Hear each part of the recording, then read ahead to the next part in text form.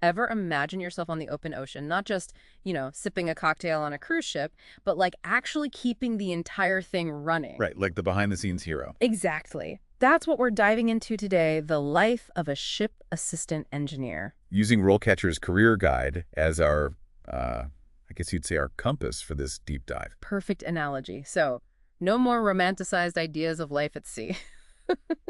Let's get real. What does a ship assistant engineer actually do? Day to day, I mean. Okay, so picture this. Yeah. You're kind of like the ship's, what's the word, guardian angel. But instead of a halo, you've got a wrench in hand. I like it. You're responsible for the heartbeat of the ship engine, steering, power generation, all the stuff most people take for granted. Until the lights go out, right? Exactly. You're working closely with the maritime engineers, making sure those systems purr like I guess a well-oiled engine is a bad analogy on a ship, but you get the idea. Definitely. And it's not just about fixing things when they break, it's about preventing those breakdowns in the first place, right? Absolutely. Safety is paramount on the open ocean. We're talking strict regulations, constant monitoring, detailed reports. And RoleCatcher doesn't sugarcoat the work environment either. Long hours, demanding conditions, battling the elements. It's not for the faint of heart. Nope, definitely not your average 9 to 5. But then again, you're seeing the world, experiencing things most people only dream of. Exactly. Sunrises, sunsets, different cultures. It's a trade-off, for sure. And speaking of trade-offs, RoleCatcher gets into the specific skills and qualifications you need to actually thrive in this environment, which, let's be honest, sounds like it takes more than just a strong stomach. Oh, for sure. And we'll dive into those skills right after this quick break. Okay, so we're talking about serious responsibility, real-world challenges. You're out there on the open ocean. Luckily, RoleCatcher breaks down what it takes to actually make it as a ship assistant engineer. Yeah, it's not as simple as just knowing how to, fix an engine. Right, there's got to be more to it than that. It's about having a solid foundation in the field, a real understanding of marine engineering or something similar. So actual textbook stuff, like going to school for this, what are some of the things someone would be learning? Think about all the things that make a ship work. The engines, obviously, but also the electrical systems, the whole shebang. And then there's naval architecture. Naval architecture, now that's a new one. Sounds pretty intense. It is. It's basically how the ship is designed to handle the ocean, the waves, all that. And that's where the technical skills come in. RoleCatcher actually found that 69% of ship assistant engineers said strong math skills are essential. Makes sense, right? I mean, you're dealing with fuel ratios and calculations and all sorts of technical stuff. Exactly. But it's not just about being a math whiz. RoleCatcher found that reading comprehension was important for 68% of the profiles they looked at. Wait, really? Reading? Think about it. You're constantly using technical manuals, trying to understand complicated diagrams and schematics, keeping up with all those safety regulations. There's a lot of information to process. So you're not just a mechanic, you're like a maritime scholar or something. Pretty much. And, of course, let's not forget those all-important soft skills, like, remember how we talked about rough seas and unexpected problems? It's the ocean. Things happen. Well, RoleCatcher found that being able to learn on the fly, think critically, that's essential for about 63% of these roles. You got to be adaptable, a real problem solver. Okay, so let's say you've got the skills. You aced your engineering classes. You're a master at solving problems under pressure. What's next? What does the actual career path look like? That's where things get really interesting. And thankfully, RoleCatcher gives us a pretty good roadmap for how you go from, starting out to becoming a seasoned pro in the maritime world. So we know what it takes to be a ship assistant engineer, but what's the actual career path look like? Is it like you spend a few years under the deck and then bam, you're captain? Not quite, although I'm sure some people have those Hollywood fantasies. Right. Who doesn't want to be captain?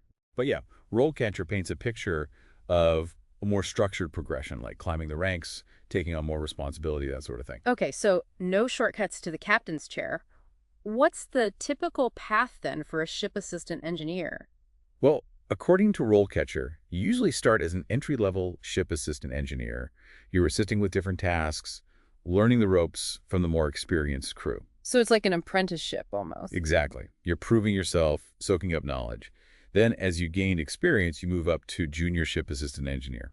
Okay, and then what? What comes after junior? You got it, ship assistant engineer, and then finally, the top rung, senior ship assistant engineer. So it's a real career ladder then. What kind of things change as you climb those rungs? What are you actually doing differently? Well, the higher you go, the more complex the challenges. You might start by just assisting with maintenance, But eventually you're overseeing entire systems, doing critical inspections, even mentoring those newer engineers. So there's a leadership aspect to it as well. Absolutely.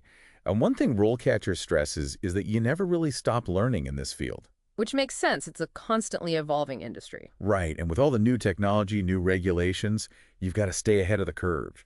They actually highlight specific areas like automation, hydraulic systems, even things like green technologies, which is becoming a bigger and bigger deal in the maritime world. Green technology. Out on the open ocean, I never would have put those two together. It's a thing. Think about making ships more fuel efficient, reducing emissions, maybe even using alternative power sources. It's an exciting time to be involved in that side of things. Wow, that's pretty cool. So you've got this combination of hands-on work, problem solving, and then you sprinkle in cutting-edge technology. Exactly. And of course, before you can even get started with all that, you've got to land that job interview. Right, which can be its own challenge. For sure. But don't worry, RoleCatcher's got us covered there too with some insider tips on how to ace those interviews. Well, let's hear those tips. What are they looking for? What kind of questions should someone be prepared for? Think like really specific stuff. They'll probably grill you on diesel cycles, safety protocols, how you'd troubleshoot a system failure in the middle of the Pacific. So it's not just about tell me about your strengths and weaknesses. They want to know you can actually handle the job. Exactly. Be ready to think on your feet. Show them you can handle those real-world situations. And RoleCatcher emphasizes how important it is to show genuine passion for the field. Let your enthusiasm shine through. Show them you're not just looking for any job. You want this job. You want to be out there on the open ocean. So it's about finding the right fit. Because it's not just one type of ship out there, right? There are cargo ships, research vessels, cruise ships. Right. Each with their own unique demands, their own challenges. Well, we've covered a lot of ground today. We dove deep into the world of a ship assistant engineer thanks to RoleCatcher's insights. It's definitely not your average career path. No, not at all. But for the right person, it sounds like an incredible adventure with lots of opportunities for growth, learning, and experiencing the world. Absolutely. So to our listeners out there, if any of this resonated with you, if you've ever felt that call of the open ocean, maybe this is the career path for you. Do your research, look into those certifications, and most importantly, don't be afraid to chart your own course. Couldn't have said it better myself.